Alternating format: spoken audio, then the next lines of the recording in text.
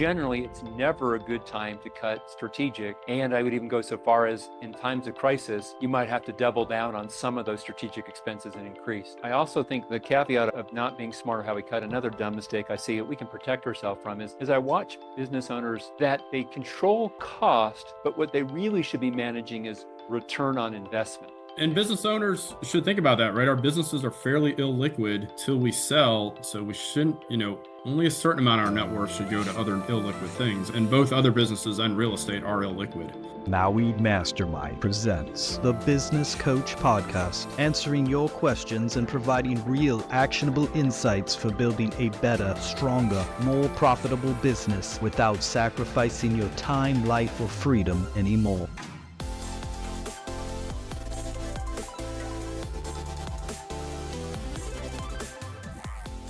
Welcome to this week's episode of The Business Coach. I'm your host, David Finkel, and you have something really important in store for you this week.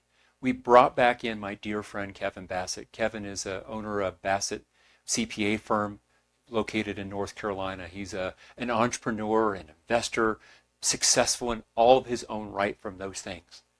But more than that, in his work running his CPA firm, he gets to work with lots and lots of business owners. Matter of fact, his firm specializes in working with business owners with over $1 million of profit and rapidly growing in their company.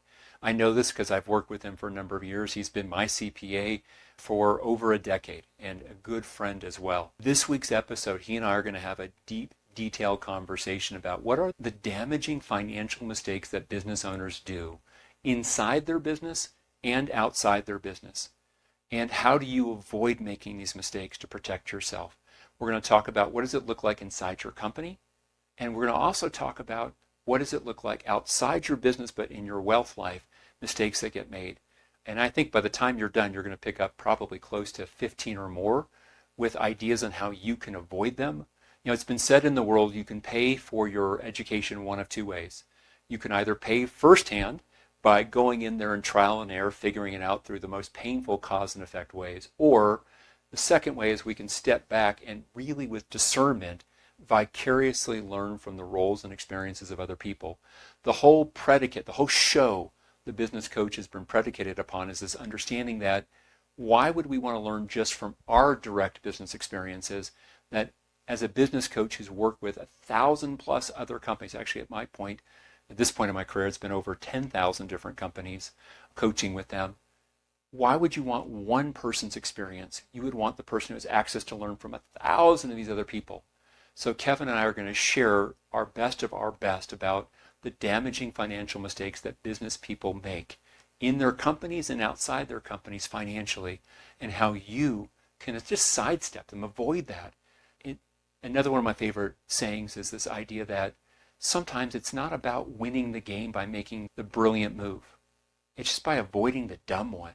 Today, this episode, this week, is all about avoiding the simple to sidestep, completely avoidable dumb mistakes that so many other people get damaged by. I think you'll enjoy it. Well, Kevin, welcome back to the Business Coach. How are you doing today? Doing great. Yep. Good to see you. Thanks for having me back. Yeah, our listeners would not know this, our viewers would not know this, but you are not only a business owner in your own right, you are not only someone who has worked with as a CPA and an owner of a CPA firm that's worked with so many different small and mid-cap company owners, but you're also a guitarist and a surfer. Yeah. Now, I'm curious with that. When's the last time you actually played in a band? Oh, let's see. My brothers, they had a band, I guess when I was in my 20s, and I went in and stood in with them. That's the last time I got on stage. Yep. That's great. Yep. So I've never performed band-wise. I used to play the drums, as you know, with that part. And I'm curious, my last question for you on this before we get started into the other part is, why aren't you locally playing somewhere? Come on, you could put out a tip jar, or you can bring Angela there and she can be like the fan dancing there on the floor. Why aren't you doing that? Yep. No, they like playing at home. It's a good way to relax. And yeah, my daughter and I, we have guitars laying all over the house, but those stay in the house. Which of your daughters plays guitar? I didn't know that. Yeah. One of my daughters does. The other play piano, but it's good time. Okay. Which is the one that plays guitar though? Ashley. Yep. Ashley does. So, Yeah, if we go in a guitar shop, my wife and I know that 2 guitars are coming home. That's great. And are you the same way with surfboards, or now one surfboard's in? No, and our reef got blown out, so the surfing hasn't been happening the past year, but maybe we get back into it. Okay. So today we're going to have a really important, but maybe for some of our audience, painful conversation about dumb mistakes that business owners make, both inside their companies and as outside their business, but inside their financial lives. And I'm going to start us off with a story. So I was working with a client of ours that I got called in or pulled in after the warning flare got shot up. They were working with one of our coaching staff, and they were a profitable business. Had been running their service firm. It had been working well. They were, in the upper mid 6 figures on profit. Things were going well. They were scaling, growing, and their cash flow became way off. And now we're circling the cash flow crash cart around them. And it turned out that one of the big mistakes they had made was the business had been going so well that they spent several $100,000 renovating their office. And then they bought a whole bunch of more company vehicles. And all of a sudden, what amounted to just shy of $1 million of cash got sucked into their fixed stuff that they had for the business and into the vehicles, equipment for the business. And that was a really dumb move on their part. They went from a very stable, comfortable place with resources to grow, and for whatever reasons, they misspent the money. So I guess I'll start us off by asking you, what's a recent dumb financial move that you've watched one of your business owner clients made? Change the details. We don't want to know who they are, because we've all been that person at one time or another. Yep. And this will lead us into this conversation about how do we avoid these dumb mistakes. Yep, no, exactly right. Well, glad you started with that example, because we had a similar one where a company was cruising along just fine, decided they wanted a new palace of a place, but they ended up funding that building out of the operating company. And one of the things, we have a financial fitness sheet that we give to our business owners. It's called Financial Fitness for Business Owners. And that specifically is on there, where a decision to buy real estate is a separate decision from your operating company, right? A real estate investment needs to be worthwhile on its own merits and has nothing to do with the operations of the operating company, and needs to be funded separately. And in fact, one of the interesting things, right? What is the one thing that Warren Buffett never buys when he buys a business? And it's the real estate, right? He buys the EBITDA, not because real estate's bad, but just that's what he's focused on. Now, granted, I own my building, and that can be a brilliant thing and sometimes strategic, but it's not part of your operating company. So that's the first one, right? Good misuse of cash flow. Buying a lot of equipment can be a bad idea too, particularly if you are either A, burning your working capital, or B, adding a bunch of debt to your balance sheet, right? And equipment, the ROI on equipment, they're supposed to pay for itself within 24 months. If it doesn't meet that metric, you may not need it, right? Or probably shouldn't buy it. Yeah, it's interesting. I like what you've just said there, which is the misuse of cash flow. And you brought up another key point, which is, putting your real estate investment. First of all, you did two things. You said putting it in the operating company. And the second thing you said was making the decision as if it were part of that, not separate as a standalone investment. So those are two separate mistakes. Yeah. And not only don't put it in the operating company, but don't fund it from the operating company, right? It's got to be, and all this comes down to where you were getting at, which is allocation of capital, which is the most important skill to learn, and what Warren Buffett has been preaching his entire career. Yep. Let's stay on allocation of capital for a moment. So here's another dumb mistake that I watch people make. And again, after doing this coaching now for 25 plus years, I've worked with lots and lots, several thousand, actually probably at this point, over tens of thousands of business owners, if you add the workshops and seminars over time. And I watch this, I'm going to share it two ways, and we'll come back to both. The first is, I call it the panic mode, where they cut. And when they get into a panic, the way that they cut tends to be, we cut the easiest things to cut are the simplest to stop spending on, not necessarily the most intelligent or strategic to stop spending on, or they cut across the board equally, which are both really dumb ways of doing it, versus they don't really have a distinction in their brain. They don't have the nuance of, is this a strategic expense or is this a non-strategic expense? The strategic expense says, is it make me more money? Is there a good return on that? The non-strategic says, I spend the money, but I don't really get much for it. It's always a good time to cut non-strategic expenses. Generally, it's never a good time to cut strategic. And I would even go so far as, in times of crisis, you might have to double down on some of those strategic expenses and increase. Does that spark anything for you, Kevin? Yeah, absolutely right. The one you should, if you're keeping good books, you should be able to see ahead so that you're not making changes out of desperation. But yeah, really cut the stuff that doesn't matter, right? Not strategic things. I do see them cut strategic things, which they're getting a clear ROI on, right? So they're just starting their own cannibalism in that case, where it's going to end up in a death spiral.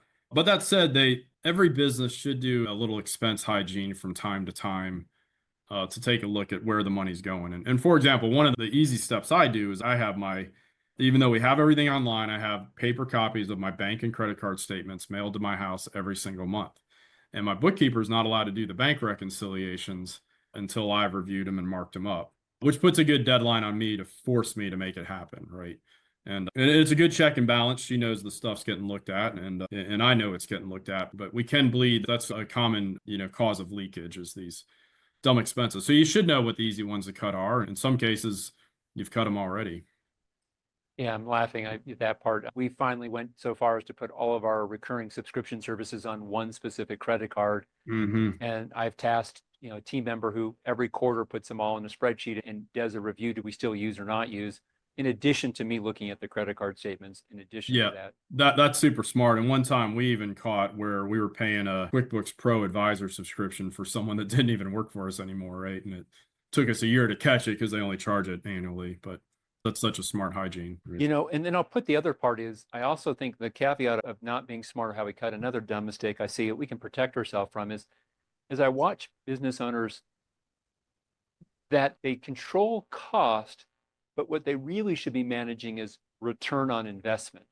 And so I'll give an example for this. Would happen like yesterday, Kevin. I was talking with a coaching client. I don't get a chance to talk to too many of them anymore. Most of it's done through our staff. But I was talking with this guy, and he's a really bright person, good person.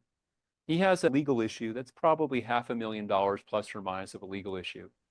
And I had given him some counsel about some questions that I would recommend as his coach for him to talk to his attorney with. And his comment was, I followed up with him to hold him accountable to that. And his comment was, well, I haven't asked him more about these questions. I have to tell you, David, after I got his first bill for the first letter he generated on this matter, it was $3,500. And I was a little taken back by that, is what he said to me. And I said to this person, I said, you're kidding me, right?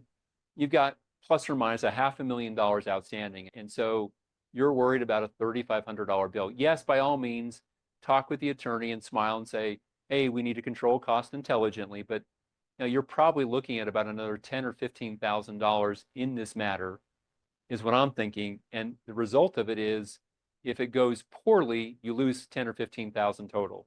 If it goes extremely well, you get $500,000. And if it goes, what's probably going to happen, you're going to get 250, 300 grand. To my thinking, 10 or 15,000 to get a very high stakes odds of getting 200,000 or 300,000. That seems to be pretty good return on investment. Yeah. You could put it in Excel, but I think it's going to come out favorable. That's exactly right. Do you see that too in the clients that you work with? Sometimes, yeah, and that's the old, penny wise, pound foolish. Absolutely, we see it. Yeah, you just got. Where else do you see business owners just make those?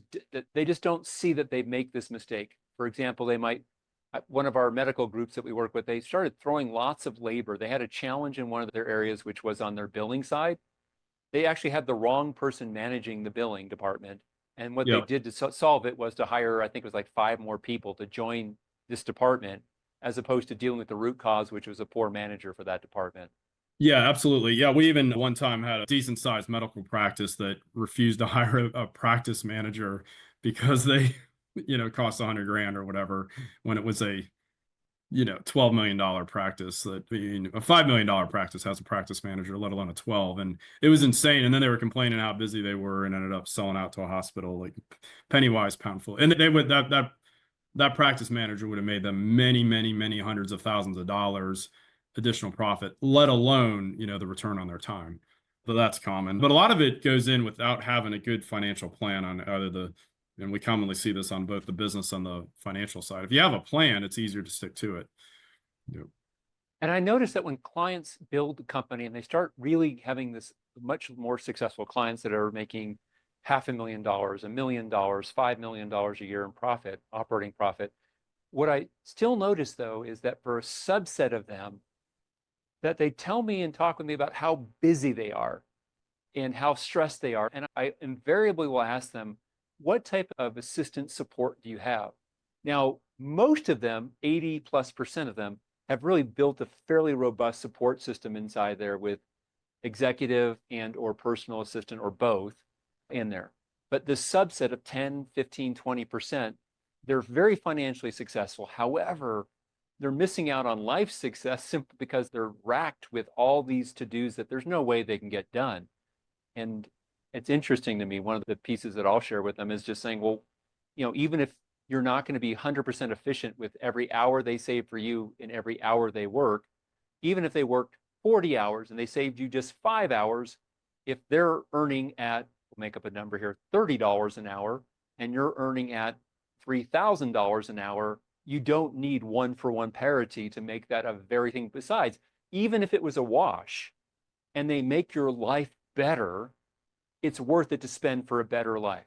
What else do you see business owners? Yeah, no question. And they will make more money, right? Both are true. But yeah, at a small scale, at a minimum, every business owner should, even at a small scale, have a virtual assistant. And then when you get to a certain size, north of $1 million or $2 million, a full-time, assistant probably makes sense. And mine, just brag about Carol for an entire podcast, just how great it is, how she makes my life better, and how as a firm, we make more, and which is exactly why, my admin team, they share in exactly the same profit sharing bonus as the rest of the team, because that is so important.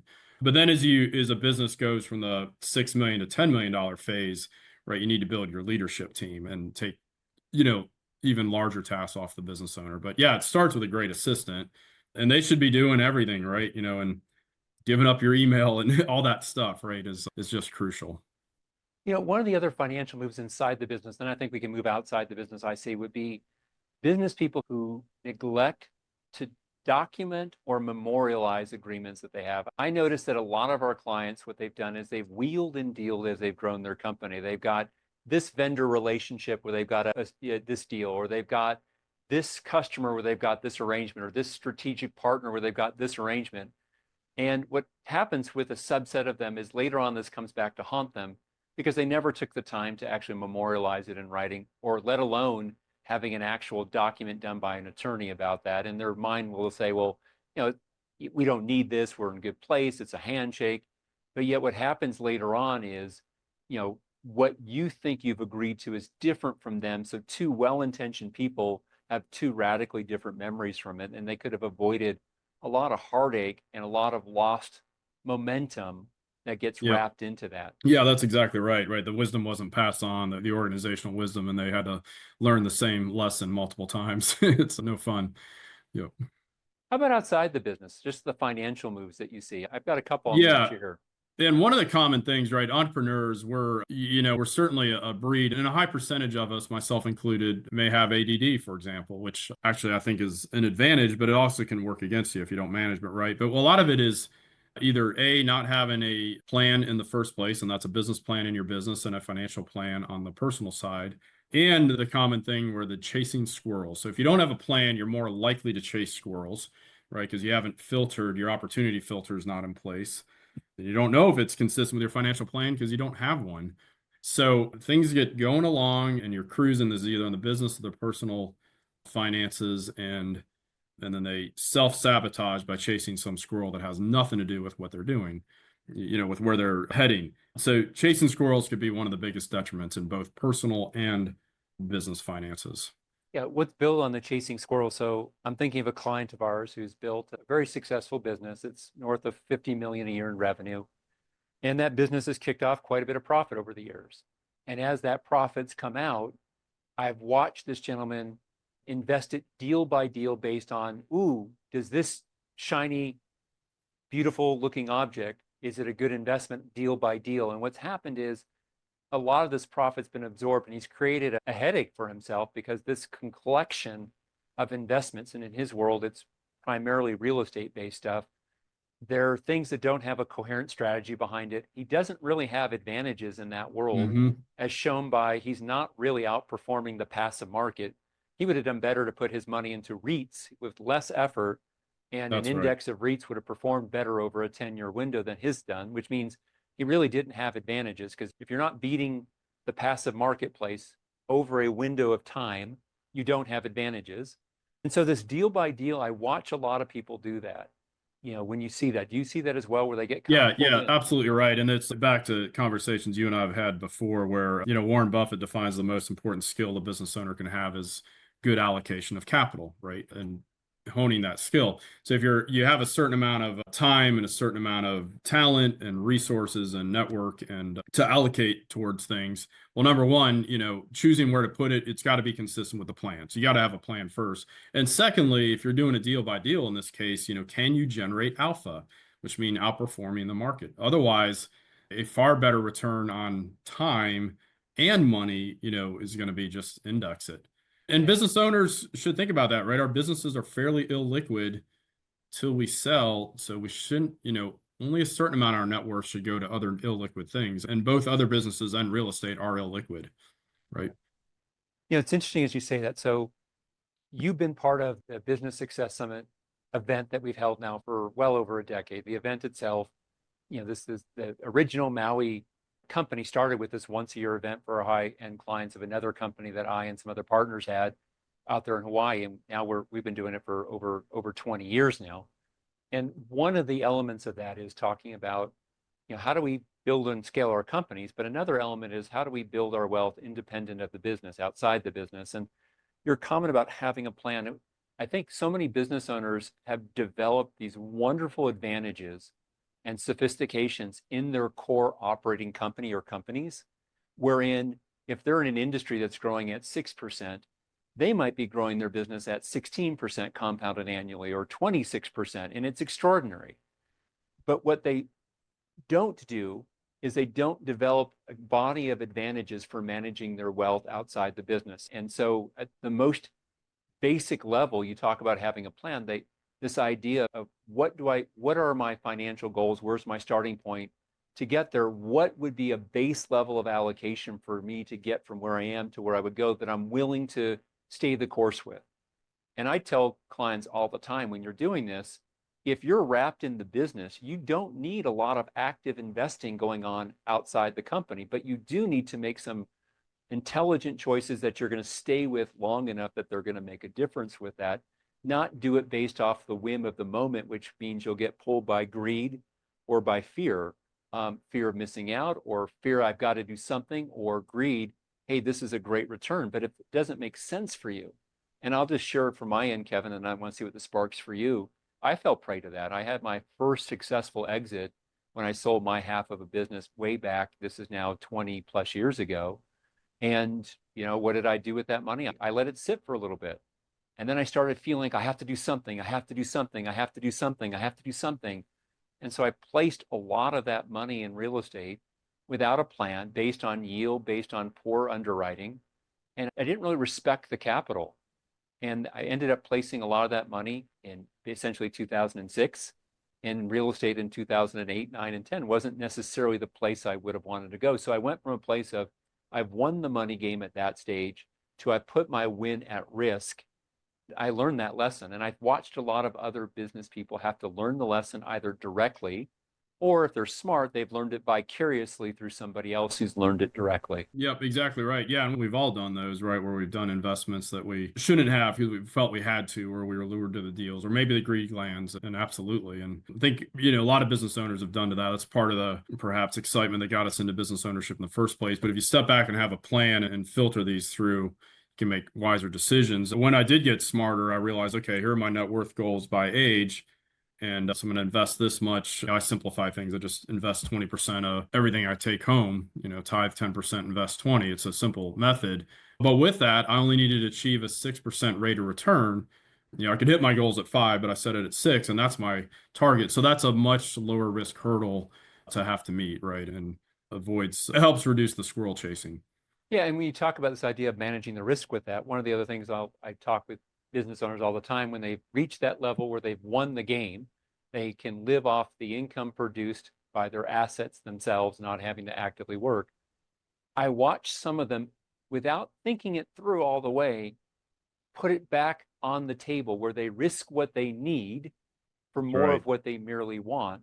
And that risk might be active cash going into projects, or it might be they end up guaranteeing a lot of things often real estate based, that they really shouldn't have, they don't have any business guaranteeing all these loans. And That's they right. shouldn't have. So I talk with clients all the time about, hey, let's lock in the win. You've won the game. Let's make sure you've won it forever.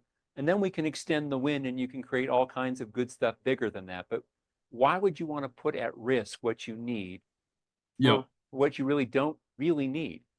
Yeah, and those guarantees, I'm glad you bring it up. You and I both know somebody that had done that, went into a real estate venture with friends.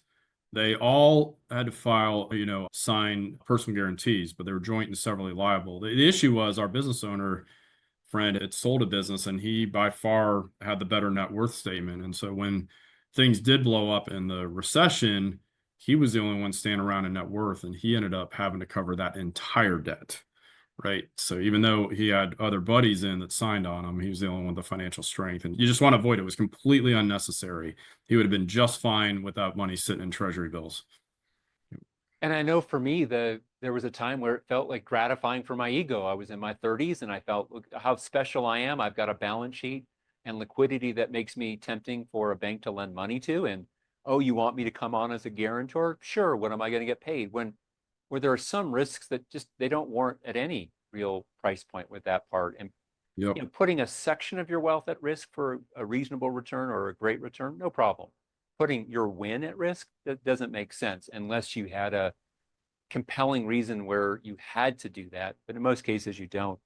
Let's talk about Right. ignorance, Kevin. So one thing I really admire about you, we've developed this friendship over the last 15 years now. And one of the things I watch you do is you have a real discipline about this process of monthly looking at your financial life outside the business and then making good monthly, quarterly, and annual decisions financially. But the average business owner doesn't do that. They do it in their business. If they're really successful and they've got a company that's earning, $1 million, $5 million of profit or more, they're doing this in the company.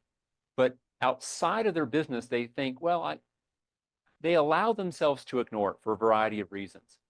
What advice would you have for them, the people that are ignoring it?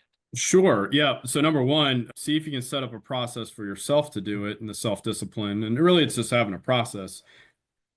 Then I can go over mine in a second. But if you're not going to do it, then get a financial planner. That's when the fee is worth it because they will hold you accountable and make you do it. And some of the value of a financial planner is just, one, to keep you on track, and two, stop you from doing dumb stuff. Right. And then if they put the entire thing in the S&P 500 index, but just helped you on those two things, they're still probably worth their fee in many cases. So they're going to do a lot more than that, of course, but just I that. want to hear what your process is, but just Sure. two quick notes on the financial advisor, the wealth advisor. Number one, make sure they're a fiduciary. I mean, heavens forbid. I don't need a financial advisor who's saying that they can sell me something if it's suitable. No, I want them to sell me something in my best interest. I don't even want them selling product, quite frankly. That's right. I want fiduciary. And then number two, make sure you look around. If you are going to work with a financial advisor, and the right one is worth his or her weight in platinum, not in gold, but in platinum. You want someone who's experienced that can look at your financial picture, including your business. Because some people that are financial advisors, they ignore the business because they don't earn money off. It's not an asset under management. And Right. because of that, they don't really think about the financial plan for the entire net worth, considering that the biggest asset might be the business that's worth 50 million bucks, but the investable portfolio might only be 7 million bucks. They'll focus on the 7. They'll see the business as a way to generate more for the investment assets under management. So work with a professional, if you are, that can look at the whole and give input about that. And there are some great ones that can do both those things. What's your process though, Kevin? What's Sure. your way Yep. of So looking what at I this? do is, I do one thing I started doing years ago that made a huge difference was truly updating my net worth statement quarterly. And I think I got that off an old T. Carve Eckert cassette tape. So dating myself. A cassette And what? yeah, exactly. You're so old. Yep, exactly. So At I least did you didn't hear say about. reel to reel or 8-track. I like that. Yeah, it wasn't 8-track, but yeah, and that discipline is huge, right? Then it makes you number one, look at the net worth statement and focus on it. I do also have my little chart on my, net worth, and I took it off of Tiger 21. And if you read anything from them, that's a group that works with wealthy folks at $20 million and above of investable net worth, right? So that's outside your business, and got my chart to stay on track and track how we're doing. The other thing is, right, making sure your estate and asset protection is always current. And that's not just the binder from the lawyers, but that's also the one pager for your loved ones if something happens to you, right? Hey, here's how you find your stuff, right? That's not a legal document. That's a here's a quick table of contents of what we have. And doing that and just rinse and repeat. And by doing that, and the other thing for us business owners, it's very important to have a monthly distribution system. So your business, our job is to go out and make as much operating profit as possible. And that we use the MELT system in our practice with our clients. And that stands for maximize earnings and lower your tax. So if we're going to make, and our clients tend to have more than $1 million of EBITDA. So we're generating profit every month after we're paying our salary, all our operating expenses, then our wage that the IRS says we have to have, and our benefits and our ODEs, the owner discretionary expenses, there should be a profit distribution coming out for every month. And you should be disciplined enough to take that home and get it on autopilot and make sure you're investing some of that money. And you do that, you will let the power of compounding do its thing. Yeah, and just building on that, the key pieces with this, and I see it from you, I see it in conversations around the Business Success Summit with some of our most successful clients, which is the ones that have become not just business successful, but investment successful, wealth successful. What they've learned is they've learned to turn off a switch in their brain. In the business, they seek returns that are great, 20%, 30%. They might look at, hey, I can buy this capital investment, this equipment, and it's going to pay for itself in 3 years or less and be generating a profit. It's a $850,000 piece of equipment. It's going to generate that return over the course of 36 months, probably within 24 months. That's a big, that's a 25, 30, 40, 50% return on that investment for that. But when we go into the world of our own investment life, something I'm going to draw a conclusion from what you said, Kevin, you realize that you only needed 5% return on your net worth to hit all your financial goals. You targeted 6. You'll be thrilled when you get 6.5, 7, or 8, no problem. But you're not going after 12. You're not going after 22. You're not going after 42. And I think that the chasing of yield, there's a switch in many entrepreneurs' brains. And I think that you and I have it, but we've learned to, outside of our businesses, turn it down, which is that we're not looking for our investing life to be exciting and sexy. We'll look for that in our respective spouses and to some degree from our respective businesses. We're looking for our investing life outside the business to make sure we maintain and extend our win, not to change the game with that part. And that pragmatic approach protects you from such mistakes that I've seen so many of other clients make, that leave that switch on full bore and they get bored with their investments. They want to try a new area. And I'm like, think how long it takes you to develop advantages in an investing niche. You've got right. 2 that you're really good at. Why would you want to go after 2 brand new ones that you have no advantages in just because you're bored? That's fine. Do that with 2% of your investable net worth, 5% maybe, not with 85%. That's ridiculous. Yep. Have a fun account. You're right. And there's an old saying out there amongst business coaches, right? Nothing's more dangerous than a bored entrepreneur, and you can make bad decisions. But by going after those one-off quick hits, what you inadvertently do is you stop, you prevent the power of compounding from doing its magic, right? And then just keep it simple compounding. Now in the business, of course, we're going to compound that, and we are going to get high returns and huge returns on invested capital and drop a lot of margin to the bottom line. And we're going to grow it every year. We're doing that. And that is a big chunk of our net worth. But the other stuff, if you can't generate alpha, keep it simple and let compounding do its magic. And let's look at the timing for selling a company. So one of the other financial mistakes that both is in the business and is wealth related is the decision when to sell. I mean, I think of it as a decision tree. If I enjoy the business and like my role and like the business, then I have the choice to sell or to keep the business. If I don't enjoy the business, probably selling becomes more of a priority. Then I ask, does the business have a real future? If the business doesn't have a real future, whether I enjoy it or not, selling probably makes the most sense. Yep. If it has a future and I enjoy that, now I can ask the question about the timing for it. So for example, I know clients that have a business that might be growing at 15, 20% compounded from a profit standpoint. From a valuation, going even faster because they're now getting it's now every couple of years, it's now worth a higher multiple of profit than it was a couple of years prior. That's right. And, they sell the company because they think they're supposed to. Well, maybe one of the things you're not supposed to. And I look at a client who sells for 10 million and a client who sells for 60 or 80 million. Sometimes the only difference is, 10 years, 10 more years in the business. Now, if I don't love it, or if the business doesn't have a future, by all means sell. But if both those things are true, you probably, from a pure financial perspective, will be much better rewarded financially Yep. from that. And additionally, you're going to earn profit, really good profit for those next 10 years, right? So both are true. And you're exactly right. And one of the big mistakes, a few of them are, right, either selling before the business owner is mentally ready. That's a dangerous thing.